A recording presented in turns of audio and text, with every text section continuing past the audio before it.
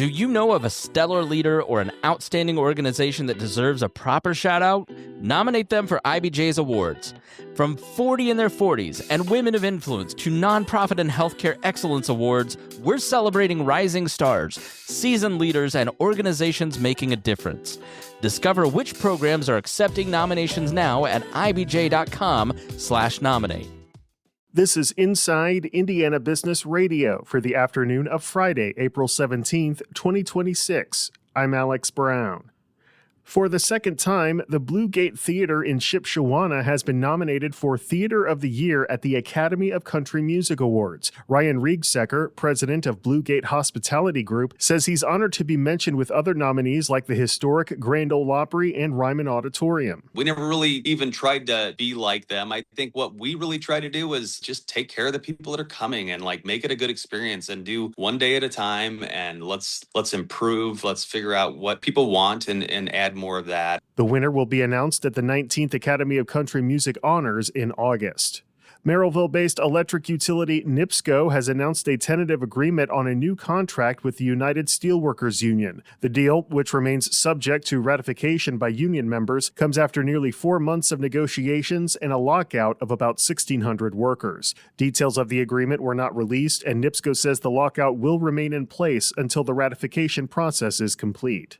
Walmart announced this week plans to remodel a dozen locations throughout the state of Indiana this year as part of an effort to modernize both the in-store and digital shopping experience. Walmart is not disclosing its financial investment in the projects. You can view the list of stores at InsideIndianaBusiness.com. From the number one source for Indiana business news, this is Inside Indiana Business Radio.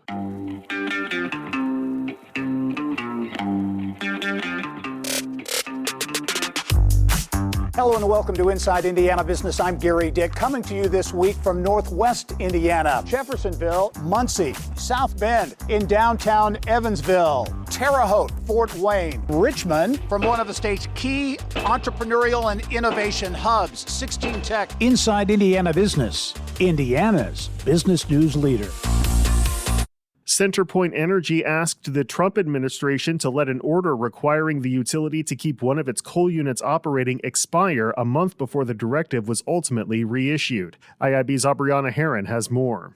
In a February 17th letter to Energy Secretary Chris Wright, CenterPoint Indiana Region President Mike Roeder said that the continued operation of the 6-decade-old FB Coley Unit 2 in Newburgh past March would require significant maintenance that would cost up to $18 million. CenterPoint, Maryville-based NIPSCO, and the Mid-Continent Independent System Operator, the organization that manages the power grid in much of the Midwest, received orders from the Energy Department in December directing them to keep certain coal units operating. The orders came shortly before CenterPoint and NIPSCO were set to retire their respective units. The Energy Department has made similar orders in other states too, citing projected shortfalls in electricity supply as demand grows.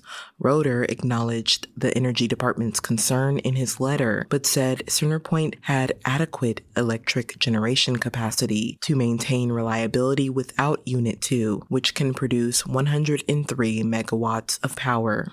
Roeder said years of analysis has shown that closing the unit would be more prudent than making costly upgrades it needs to become reliable and stay in compliance with environmental regulations. CenterPoint and NIPSCO will need to keep the coal units open until June 21st due to the orders. Aubriana Herron, Inside Indiana Business Radio.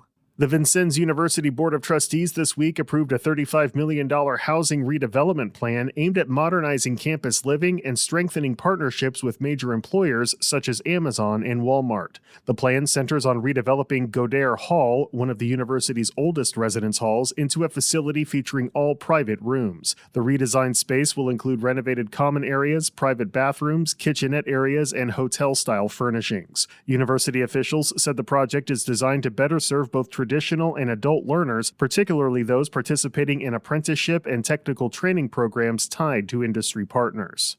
Fort Wayne Mayor Sharon Tucker and officials from Cincinnati-based The Model Group broke ground yesterday on The Landing Exchange, a $20 million mixed-use addition to the Landing District in the city's downtown. Located on a site that has sat vacant since a fire in 1975, The Landing Exchange will feature 40 mixed-income apartments and 5,000 square feet of ground-level commercial space. The building will include 8 workforce housing units available to individuals or families with 60 to 80% of the area median income. The remaining 32 units will be market rate. The city expects construction to be completed in late 2027. The project is the third phase of Fort Wayne's Landing Historic District revitalization, which began in 2018.